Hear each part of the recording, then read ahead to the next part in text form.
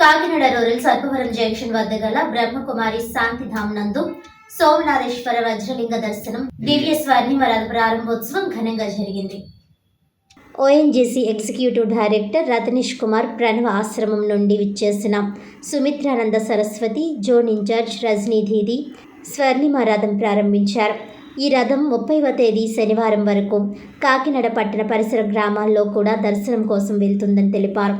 ఈ కార్యక్రమంలో బ్రహ్మకుమారీలు తదితరులు పాల్గొన్నారు.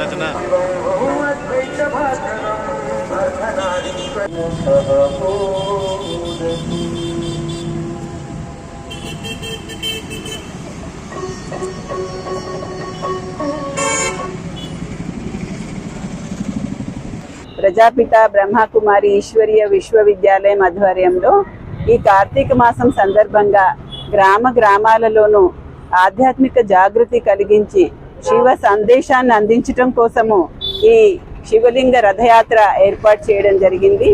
ఇది కర్ణాటకలో అనేక గ్రామాలలో ఆధ్యాత్మిక జాగృతిని కలిగించి దరిదాపుగా 6,000 గ్రామాలలో ఆధ్యాత్మిక జాగృతి కలిగించి ఇప్పుడు మన దగ్గరికి తీసుకురావడం జరిగింది.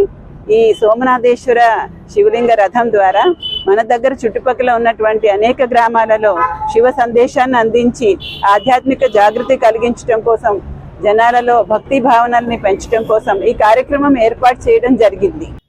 కాకినాడ అచ్చంపేట నుంచి యాంకరేజ్ పోర్ట్ వరకు జరుగుతున్న హైవే రోడ్ నిర్మాణంలో పనిచేస్తున్న కార్మికులకు బకాయి జీతాలు వెంటనే చెల్లించాలని డిమాండ్ చేస్తూ స్థానిక ఆర్డీఓ కార్యాలయం వద్ద ఆందోళన చేపట్టారు.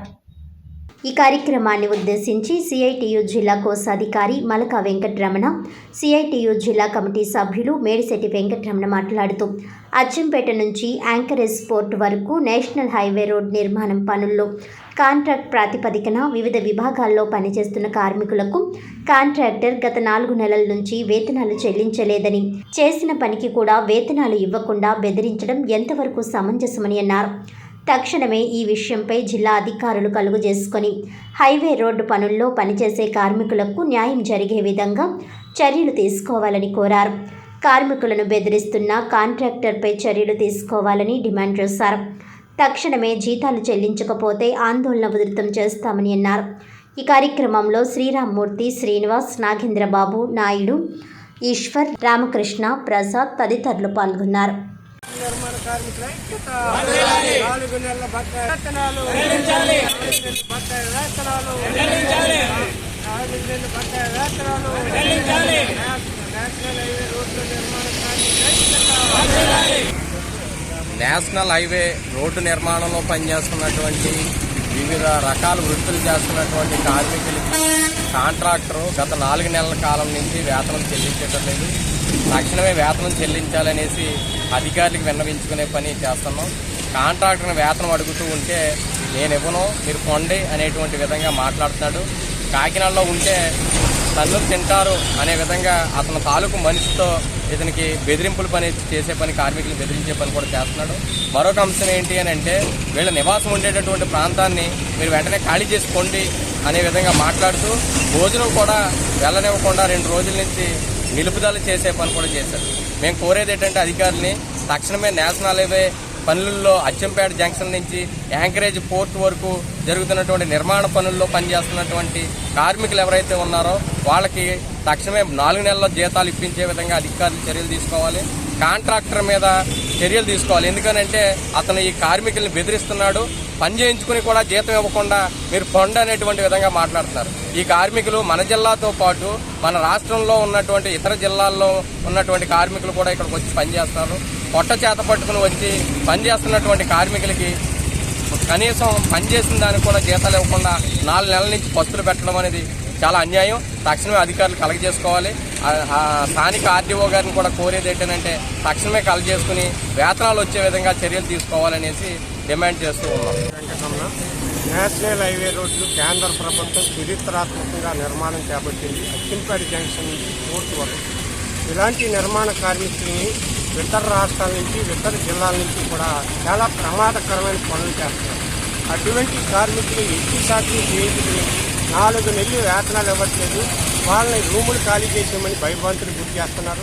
గత సంవత్సరం కూడా ఇలాగే ఇబ్బంది పెడితే కొంతమంది కార్మికులకి వేతనాలు ఇచ్చాం. పోయిన నెల, అంతకుముందు 2-3 నెలల ముందు చాలామంది కార్మికులు భయభ్రాంతులు గురి చేస్తే జీతాలు వదిలేసి పోయారు. ఇక్కడ యాజమాన్యం, గత కోర్టులో బాత్రా యాజమాన్యం కూడా కార్మికులను ఎలాగ భయభ్రాంతులు గురి చేసింది, వాళ్ళ కొట్లాడి చేసింది.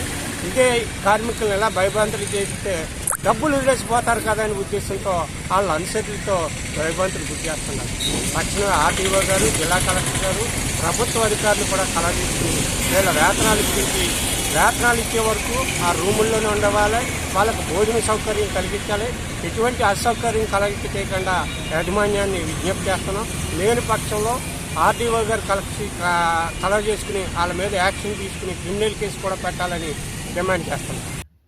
జిల్లాలో బాలల పట్ల అనుచితంగా, అసభ్యంగా ప్రవర్తించే వారి పట్ల పోక్సో చట్టం క్రింద కఠినమైన చర్యలు చేపడతామని జిల్లా కలెక్టర్ షాన్మోహన్ సగిలి తెలిపారు.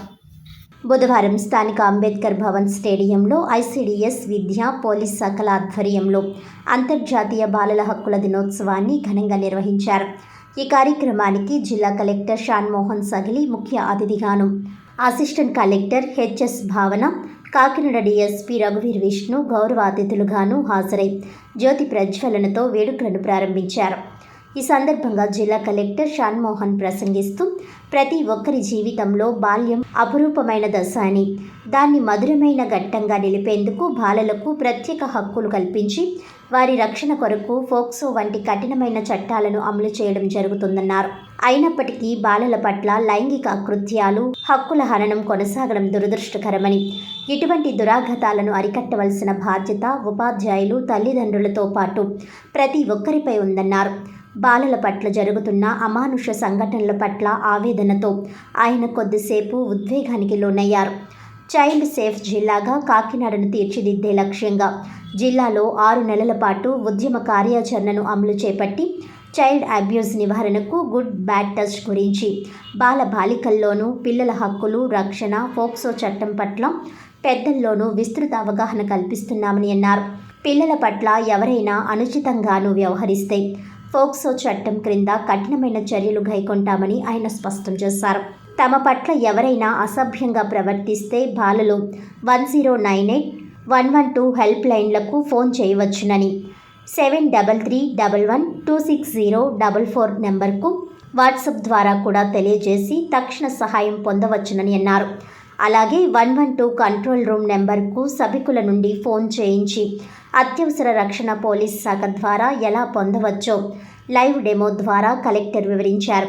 ఈ కార్యక్రమంలో బాలల హక్కుల దినోత్సవాన్ని పురస్కరించుకొని జిల్లాలో వివిధ అంశాలలో ప్రతిభను చాటిన విద్యార్థులకు ఆయన ప్రశంసా పురస్కారాలను పంపిణీ చేశారు. అలాగే పీఎం కేర్స్, సీఎం కేర్స్ పథకాల క్రింద సంరక్షణ పొందుతున్న పిల్లలకు బహుమతులను అందజేశారు. బాలల రక్షణకు ఏర్పాటు చేసిన అత్యవసర రక్షణ వ్యవస్థల ఫోన్ నెంబర్లతో ముద్రించిన గోడ పత్రికను ఆవిష్కరించారు. Assistant collector HS Bhavana, Kakinada DSP రఘువీర్ Vishnu, ICDS PD K Praveena, DEO P Ramesh బాలల హక్కుల దినోత్సవం సందర్భంగా బాల బాలికలకు శుభాకాంక్షలు తెలిపి తమ హక్కులను, రక్షణ వ్యవస్థలను ఏ విధంగా వినియోగించుకోవాలో వివరించారు. ఈ కార్యక్రమంలో రాష్ట్ర చైల్డ్ రైట్స్ ప్రొటెక్షన్ కమిషన్ సభ్యులు టి ఆదిలక్ష్మి, కార్మిక శాఖ AC M Bulirani, DRDA APD MM Jilani, child protection అధికారి సిహెచ్ వెంకట్రావు, ఉపాధ్యాయులు పాల్గొన్నారు. వాళ్ళ వల్ల పిల్లలు చెడిపోయినా ఆర్ వాళ్ళ వల్ల పిల్లలకి ఏం చేయాలో చేయకపోయినా ఐఎమ్ షూర్ ఆ పాప మాకు వచ్చేది వాళ్ళు. I right? Teachers special, I right? So దయచేసి మీ ద్వారా, దట్స్ వై టీచర్స్ కానీ పిల్లలు ఉన్నప్పుడు ఐ వాంట్ టు టాక్ రెగ్యులర్గా మీతో మీటింగ్స్ నేను 2 నిమిషాల్లో మాట్లాడినా. Not interested. ఐ నో మిగతా వాళ్ళందరూ చెప్పాల్సింది చెప్పేస్తాను, నేను ఏదో ఇక్కడ వచ్చి కూర్చొని అయితే వెళ్ళిపోతుంది కానీ, but it's very personal to me. So ఇది చాలా పర్సనల్ ఎఫర్ట్లో I want to talk because అంటే ఐ ఫీల్ వెరీ సాడ్. కొందరు టీచర్స్ వస్తారు నా దగ్గరికి, మేబీ ఒక 10 కిలోమీటర్లు 12 కిలోమీటర్లు ఉంటుందేమో ఇంటి నుంచి, 10-12 కిలోమీటర్స్ ఉంటుంది ఇంటి నుంచి స్కూల్కి. అది కూడా తిరగలేక ఈ పొలిటికల్ ఎమ్మెల్యేల ద్వారా నుంచో, ఎంపీల ద్వారా నుంచో, ఇంకొక ద్వారా, నాకు తెలిసిన వాళ్ళ ద్వారా నుంచో రికమెండేషన్ పెట్టిస్తారు. మాకు ఇంటి దగ్గరికి ఇవ్వండి, మాకు ఈ స్కూల్ ఇవ్వండి, ఆ స్కూల్ ఇవ్వండి, మాకు ఇక్కడ ఒకళ్ళే ఉన్నాం, మేము చెప్పలేకున్నాం 10 మందికి, ఇంకొక 2 ఇవ్వండి ఇలాంటి. I feel ashamed. నేను అనలేను కానీ పెద్దవాళ్ళు కాబట్టి నేను చెప్తున్నాను కదా, you are cheating yourself, you are ruining your kids life. ఈరోజు చెప్తాను, రాసుకోండి. మీరు ఎంతమంది అయితే ఐఎమ్ షూర్ ఆ ప్రొఫెషన్లో ఉండి సరిగా నిజంగా మనస్ఫూర్తిగా చేయకపోతే ఐఎమ్ షూర్ ఆ పాపం కిడ్స్కి తగులుతుంది. So I really request all teachers, నేను ఇది with all pain I say, because నేను సర్వీస్లోకి వచ్చి 10 ఏళ్ళు అవుతుంది కదా, 10 ఏళ్లలో అట్లీస్ట్ ఒక 5-6 ఇయర్స్ ఫీల్డ్ మీద ఉన్నప్పుడు వెన్ ఎవర్ టీచర్స్ కమ్ అలాంటి ఇష్యూస్ గురించి మాట్లాడారు. అంటే వెరీ పెట్టి ఇష్యూస్, వాళ్ళ మధ్యలో గొడవలు ఉంటాయి స్కూల్లో. సో నేను బయటకు వెళ్ళిపోతా అంటారు, నాకు 4 కిలోమీటర్లు వెళ్ళాను, 5 కిలోమీటర్లు వెళ్ళాను, నాకు ఇవేవో కావాలని చెప్పి మెడికల్ సర్టిఫికేట్ పట్టుకొస్తారు. ఎవరిని మోసం చేస్తున్నాము? ఎవరిని మోసం చేయాలి? So I request all teachers, please understand, మిగిలిన ఎన్నున్నా ప్రొఫెషన్కి కరెక్ట్గా ప్రొఫెషన్కి న్యాయం చేయలేకపోతే it doesn't stop with you. So ఆ ఒక్క భయమన్నా ఉండాలి. హెడ్ మాస్టర్ ఏమంటాడా, డిఓ ఏమంటాడా, కలెక్టర్ ఏమంటాడా మర్చిపోండి. మన మనస్సాక్షి తెలుస్తుంది కదా, మనం నిజంగా నిజాయితీగా అడిగామా లేదా ఇంకొక కారణం చేత అడిగామా నాకు తెలుస్తుంది కదా, మనకు తెలుస్తుంది కదా. సో మనం మళ్ళీ క్షమించుకోవాలి. సో దయచేసి అది ఆల్ టీచర్స్కి నేను I wanted to tell you. So ఇప్పుడున్న వాళ్ళ ద్వారా అట్లీస్ట్ అందరికీ తెలుస్తుందని కోరుకుంటున్నాను. టాకింగ్ పోక్సో కేసు ఒకటి పెట్టారు రీసెంట్గా. అతను చేసింది వింటే మన ఏదో ఎక్కడో విన్నాను, ఇంకో దేశం మీద ఉరేస్తారు. యాక్చువల్లీ ఆఫీస్లో కూర్చోబెట్టి అక్కడే ఉరేసేసారు. ఇంత చదువులు, అంత వయస్సు, ఇంట్లో ఆయన పిల్లలు ఉన్నారు, అదే వయసు పిల్లలు ఉన్నారు. ఏం కర్మ అది? ఫ్యామిలీలో మళ్ళీ తలెత్తుకోకుండా చేయగలగాలి యాక్చువల్లీ అలాంటి వాళ్ళు. సో దయచేసి ఇక్కడ ఉన్న టీచర్స్కి మీరు వాళ్ళతో ఎందుకు మా గొడవ, వీళ్ళతో ఎందుకు మా గొడవ కాదు, అలా చేసి వాళ్ళు వదిలేస్తే ఆ టీచర్స్ని మీరు చదువు చెప్పే పిల్లలు మీరు నాశనం చేస్తున్నారు చేతులారా. కరెక్టా కాదా? I right? Especially women teachers. ఏమవుతుంది, మ్యాక్సిమం గొడవ పెట్టుకుంటారు, 4 రోజులు మనశ్శాంతి పోతుంది. అక్కడ ఉన్న 20 మంది పిల్లలకో 30 మంది పిల్లలకో లైఫ్ లాంగ్ వాళ్ళకి అది గుర్తుపెట్టుకోవడంతో పోలిస్తే మీకున్న 10-15 రోజుల మనశ్శాంతికి ఏమైనా సంబంధం ఉందా? ఏమైంది అక్కడ? ఒకవేళ గొడవ పడ్డారు, ఆ స్కూల్కి పోతే ఇంకో స్కూల్కి వెళ్తారు, ఏమైంది? మ్యాక్సిమం ఏం నష్టపోతాం? బట్ లైఫ్ లాంగ్ అట్లీస్ట్ ఆ రోజు రాత్రి నేను ప్రశాంతంగా నిద్రపోతారు. యాక్చువల్లీ నేను రోజు మంచి పని చేశాను, కరెక్టా? సో అలాంటి నాకు ఆయన సర్ప్రైజ్, వాడు చేస్తున్నాడు, వాడు ఆ స్కూల్లో ఉన్నాడు, టీచర్స్ చెప్పట్లేదు మనకు. టీచర్స్ వాళ్ళు ప్రొటెక్ట్ చేయాలని చూస్తున్నారు. ఇంతకన్నా దరిద్రం ఉందా అసలు?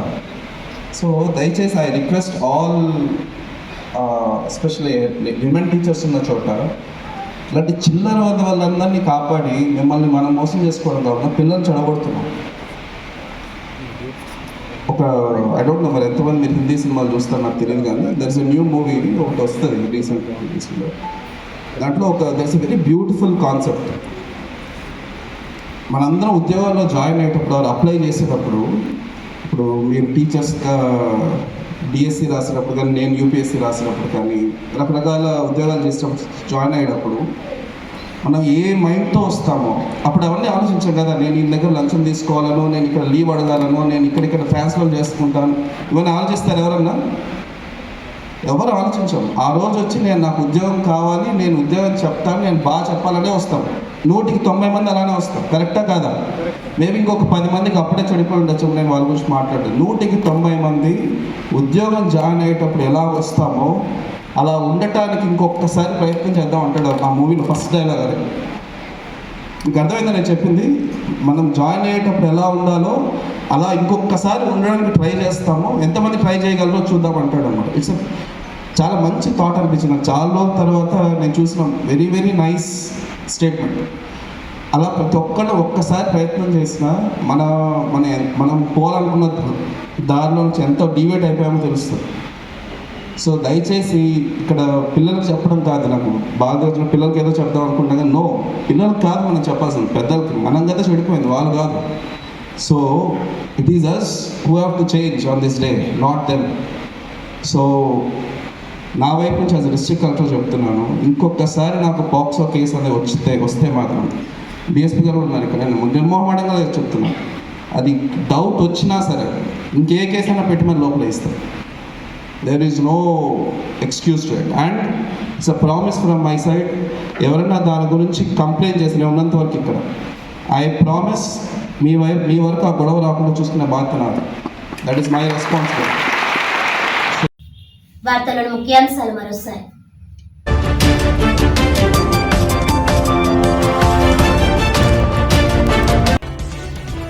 కాకినాడలో ఘనంగా ఐసిడిఎస్ విద్యాశాఖ, పోలీస్ శాఖల ఆధ్వర్యంలో అంతర్జాతీయ బాలల హక్కుల దినోత్సవం. బాలల పట్ల అనుచితంగా, అసభ్యంగా ప్రవర్తించే వారిపై పోక్సో చట్టం క్రింద కఠినమైన చర్యలు చేపడతామని హెచ్చరించిన జిల్లా కలెక్టర్ షాన్మోహన్ సగిలి.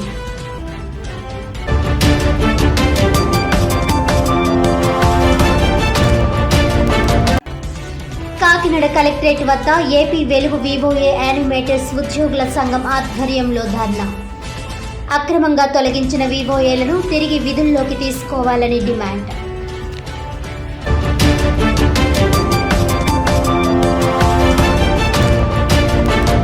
కాకినాడ ఆర్డీఓ కార్యాలయం వద్ద హైవే కార్మికుల ఆందోళన.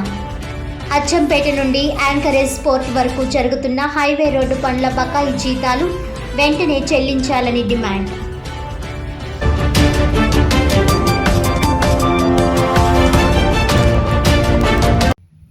ఈనాటి వార్తలు ఇంతటితో సమాప్తం. తిరిగి వచ్చే బులెటిన్లో మళ్ళీ కలుద్దాం. అంతవరకు సెలవు, నమస్కారం.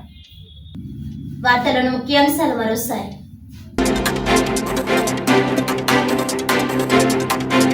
జిల్లాలో అన్ని ప్రాంతాల్లో చెత్త నుంచి సంపద సృష్టి కేంద్రాలను వినియోగంలోకి తీసుకురావాలి. వర్మీ కంపోస్ట్ వినియోగంపై ప్రజలకు విస్తృత అవగాహన కల్పించాలన్న జిల్లా కలెక్టర్ షాన్మోహన్ సగిలి.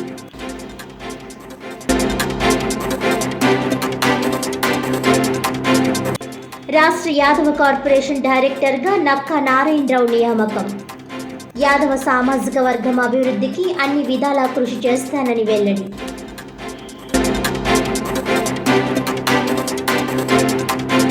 కాకినాడలో ఘనంగా విద్యాశాఖ, ఐసిడిఎస్, పోలీస్ శాఖల ఆధ్వర్యంలో అంతర్జాతీయ బాలల హక్కుల దినోత్సవం. బాలల పట్ల అనుచితంగా, అసభ్యంగా ప్రవర్తించే వారిపై పోక్సో చట్టం క్రింద కఠినమైన చర్యలు చేపడతామని హెచ్చరించిన జిల్లా కలెక్టర్ షాన్మోహన్ సగిలి.